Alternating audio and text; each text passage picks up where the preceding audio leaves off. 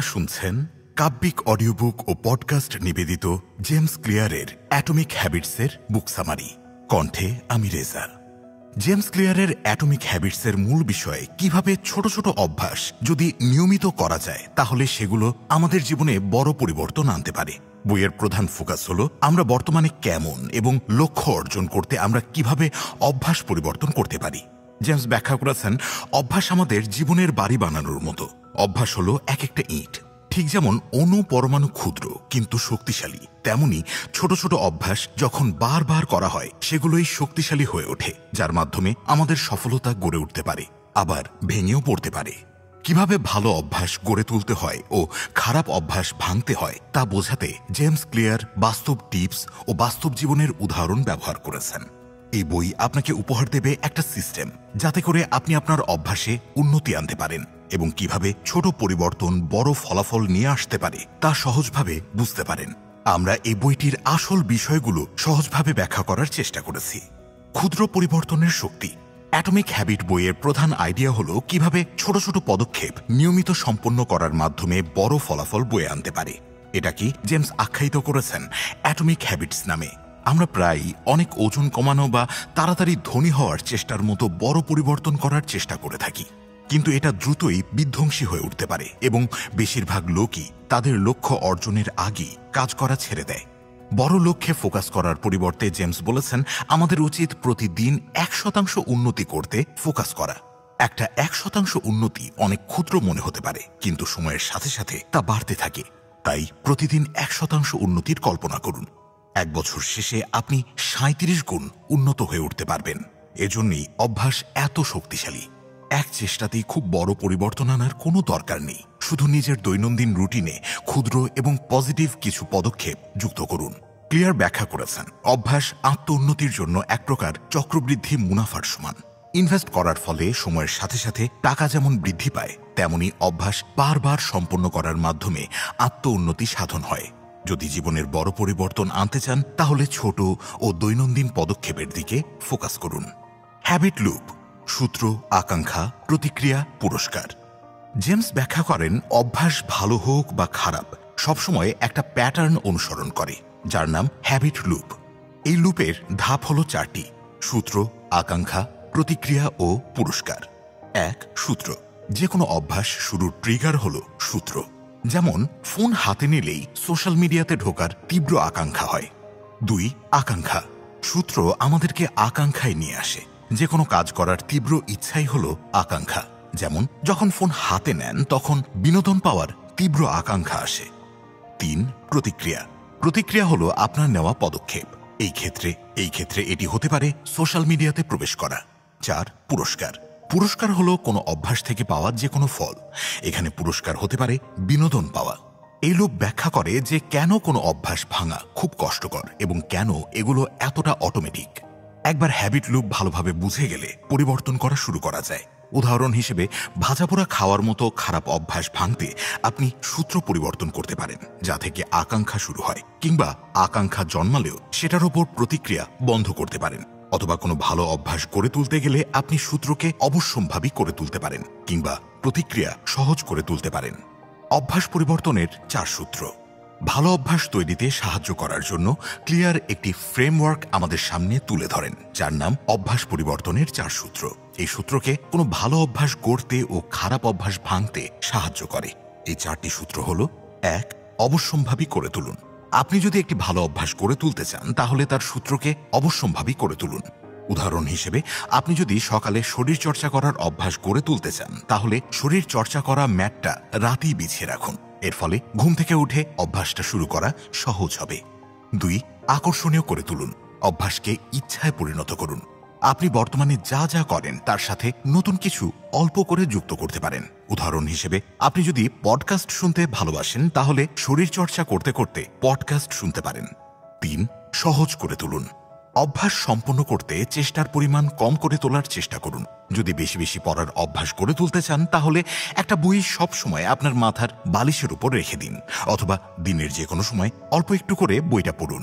অভ্যাস শুরু করা যত সহজ হবে তা সম্পন্ন করার সম্ভাবনা তত বেশি হবে। 4. সন্তুষ্টজনক করে তুলুন।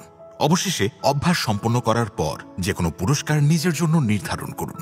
যেমন শরীর চর্চা করা হয়ে গেলে নিজেকে একটা চকলেট উপহার দিন, কারণ পুরস্কার অভ্যাসকে শক্তি দেয় এবং টিকিয়ে রাখতে সাহায্য করে।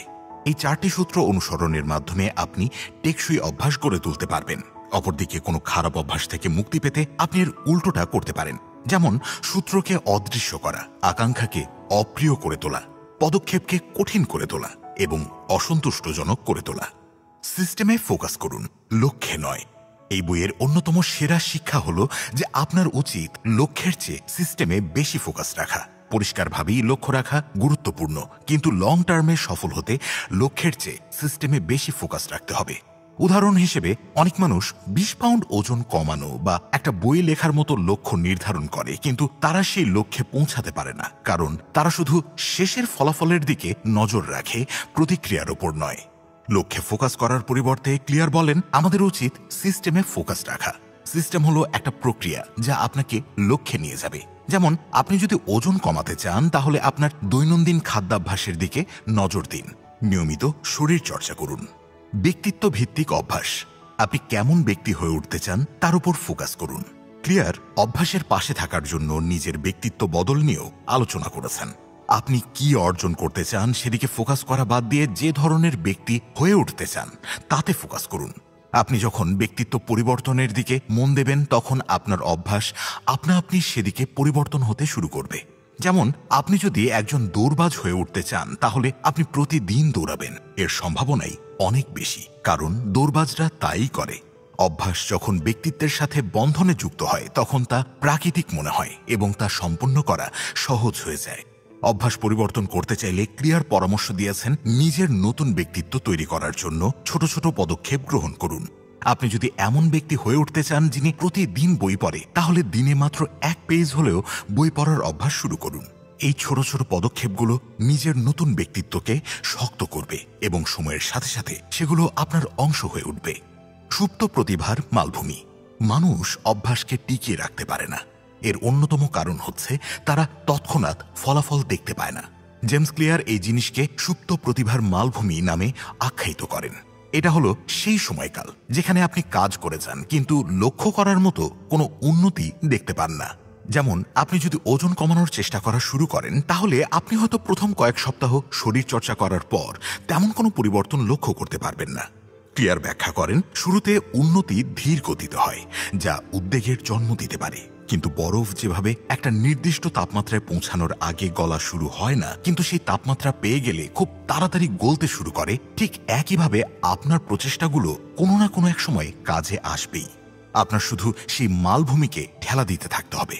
জেমস ক্লিয়ার জোর দিয়ে বলেন যে অভ্যাস ফল দিতে সময় নেয় এবং সফলতা রাতারাতি পাওয়া যায় না। চাবিকাঠি হলো ফলাফল চোখের সামনে না দেখা গেলেও কাজ করে যেতে হবে। সময়ের সাথে সাথে ছোট ছোট অগ্রগতির সমাহার ঘটবে এবং আপনি প্রচেষ্টার প্রভাব লক্ষ্য করা শুরু করবেন। পরিবেশ গুরুত্বপূর্ণ। ক্লিয়ার এটা নিয়েও আলোচনা করেছেন যে অভ্যাস তৈরির ক্ষেত্রে পরিবেশ কতটা গুরুত্বপূর্ণ ভূমিকা পালন করে। আমরা প্রায় ভেবে থাকি ইচ্ছাশক্তি সফলতার চাবিকাঠি, কিন্তু জেমস বলেছেন যে বাস্তবে তা আরও গুরুত্বপূর্ণ ভূমিকা পালন করে।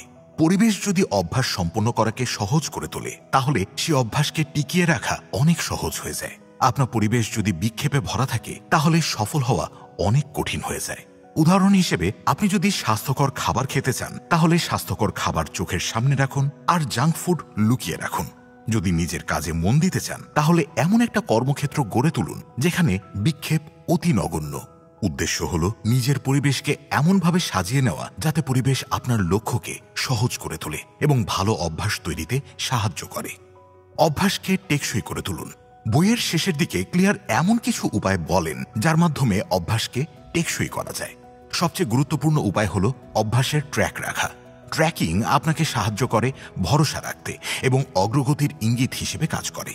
অভ্যাস সম্পন্ন করার পর ক্যালেন্ডারে সেই দিনের উপর ক্রস চিহ্ন দেওয়ার মতো সহজ জিনিসও আপনাকে আগ্রহী রাখতে সাহায্য করে। ক্লিয়ার আমাদেরকে বলেন যেন আমরা কোনো জিনিস টানা 2 বার মিস না করি। একটা দিন মিস করা ঠিক আছে, কিংবা কিছু সময়ের জন্য অভ্যাস থেকে দূরে থাকা সহ্য করা যায়, কিন্তু চাবিকাঠি হলো তারপর তাড়াতাড়ি ট্র্যাকে ফিরে আসা।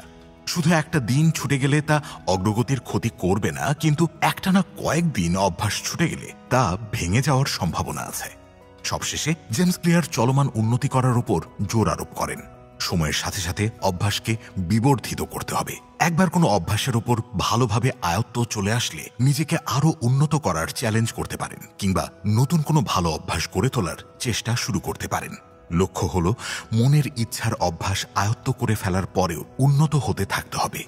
অ্যাটমিক হ্যাবিটসে জেমস ক্লিয়ার আমাদের শিখায় ক্ষুদ্র কিন্তু ধারাবাহিক পদক্ষেপ আমাদের বড় পরিবর্তনের দিকে নিয়ে যায়। লক্ষ্যের চেয়ে সিস্টেমে ফোকাস করা, ব্যক্তিত্ব বদল করা, অভ্যাস টেকসই করার জন্য অভ্যাসকে সহজ করে তোলার মাধ্যমে আমরা তা করতে পারব।